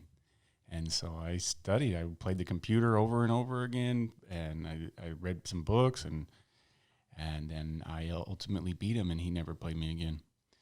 But I played. I'm playing probably like 10 games right now. I play with people online, and Do you use chess.com? I use Chess Time, and you get ranked. And so I play guys from Chess.com, you get ranked too. Is that right? And it has classes, and and it has a game analysis at the end of it. So it'll be like, oh, this is what you did. This is what you did. This was a good move. This was a bad move. Why'd you do that? It'll put a question mark. Like, why'd you do this shit? I need to get on that. And like everybody I know, but I'll play now after I played you because I've dabbled with it and I've done pretty good. But the way you beat me, I was like, I just met a stranger, played chess, and he beat me. That's not fucking cool. Like, fuck this. So now I'm like on it all the time. I play with this guy from Brazil, and I've been playing with him. I think we have hundreds of games, him and I, and we go back and forth. But that dude, I don't even know if it's a dude. It could be a girl, right? What? Because it just shows their flag and they have their little handle. And I played Italy, all kinds of. India's very good at chess. Sounds like the same app. Yeah. But this guy from Brazil, I've been playing for probably a year, and we just have these wars, and I'm thankful for those wars. I'm thankful, like we were saying, iron sharpens iron. I'm thankful for the bullies. I'm thankful for the bullies that bullied me when I was a kid. And dude, how crazy is that you can have like 10 games going right now?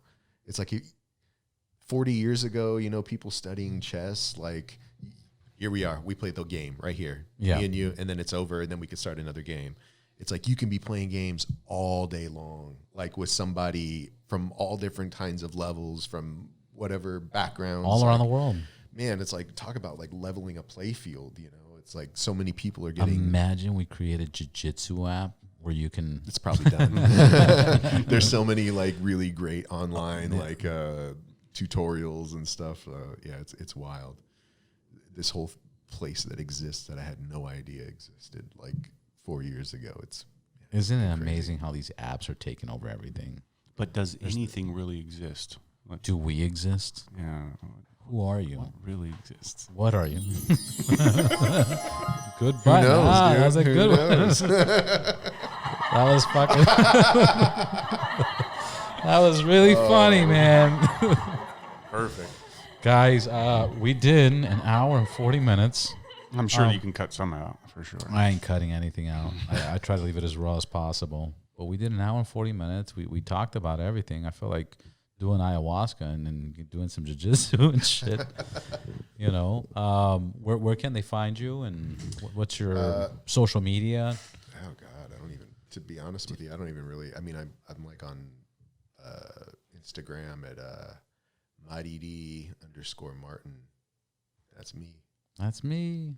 Just the facts. Are you on social media? Yeah, unfortunately, I had somebody running my social media for a while. I don't really care for it.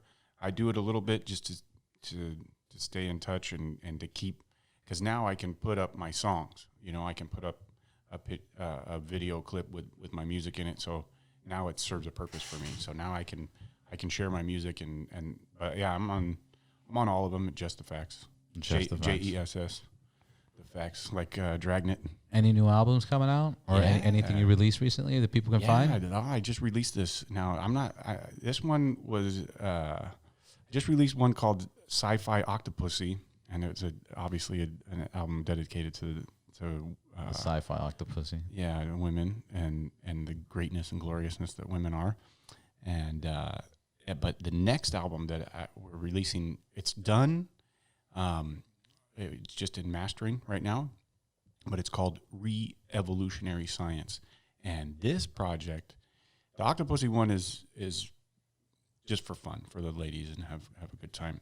But this one tackles, and I'll probably get killed for this, and I'll be on camera saying this, but I'm talking about the president, and I talk about our President Trump, I talk about the government, I talk about the necessity of a revolution. I did a remake of Gil Scott-Heron's song "The Revolution Will Not Be Televised." I did a song called "The Revolution Will Be Televised," and I talk about the need for the revolution, but also the fact that people will be sitting there watching it and not participating. And the album's calling for a revolution, but I talk about Epstein and Hillary, and I talk about a lot of friggin' risky topics that people will not be happy about, but it will get attention and people will listen. Well, if they listen, great. If they don't, they're going to miss out. But it's my thoughts, my feelings on the way society is now, and it's been something that, I wrote most of it last year, and the only a lot's changed. Yeah, and so it's been in the tank.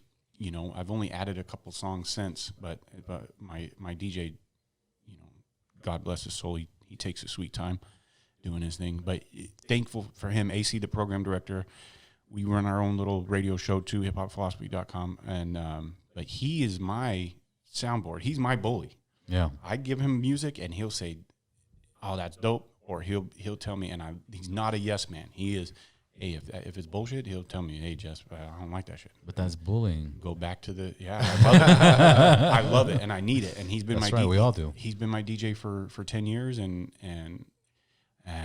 he's got a. What's his name? You said AC, the program director. AC, the program director. And he is a very polarizing figure in the hip hop community, because he's called out everybody for selling out.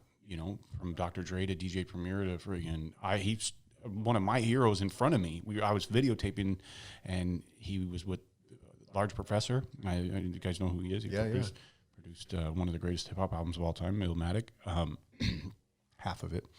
And just to clarify, yeah, and he's there with his beautiful girl, and the first question out of AC's mouth, he says, "So I could only play 2 tracks from your album. How come you fell off?" And Large Professor's like there. His girl's like, "What the hell?" And God bless Large Professor's soul, man, Extra P. And he said, "Some people are going to like it. Some people aren't going to like it. I do my best, And he handled that question like a champ. But to me, I was like, oh, wow. I've walked out of interviews for shit like that before. Yeah, and he should have. He should have, absolutely. And AC does that. And a lot of people hate him because he tells the truth, but the truth is necessary. It's a necessary. I hate to say a necessary evil, but it's a necessary component in life, and the truth is the hardest thing to swallow. And you're not ready to hear it. Yeah. And when people know it's the truth, they get even more hurt. It hurts even deeper. The lies. Okay, yeah, you can say whatever you want about, but when they catch that, real, it's like, ouch. Yeah, and he's burnt a lot of bridges in the hip hop community, and he's worked with everybody, and he's a legend. He brought MF Doom for his first show here in LA. He's a show booker, and he's done a lot of great things, and I love him to death. And he's my bully. I need that. I need that. And because we all do. We all need somebody to say, hey. I think that's why we get married, and, because we need somebody who friggin' says, be like, hey, you're going to marry me? I'm going to have your fucking kids, motherfucker. Don't fuck up. Yeah. Don't fuck up. Yeah, stop drinking and partying every fucking night. Time to get serious, Yeah, absolutely. But, yeah, man, thanks for letting us come crash your show. And fuck yeah, bro, anytime. Yeah, cheers. We'll do this shit again. Yeah, that'd be great, man. It's kind of cool. Like, I've actually known Jesse from, I thought you guys just met outside school. right now. Yeah, the kids. We grew up in the same neighborhood, and went to same elementary, junior high, and high school, and have been kind of kept in touch over the years, and he's a solid dude, man. Dude, this guy, we didn't even get into him touring the planet. Oh yeah, the planet, the tour. I worked as a professional Bro, we musician. keep going. I was just saying it's been an hour and 40 minutes. Well, we can do this again sometime, man. No worries, dude. We'll definitely do a round 2 and a round 3 and a round 4, and we'll keep it going. And maybe I'll get some jiu-jitsu classes under my belt or something. Maybe we'll do ayahuasca on camera. No, I'm just kidding. What? Bad idea. That's a bad idea. All right, gentlemen. Thank you. Cheers, man. Thank you for having us. Cheers.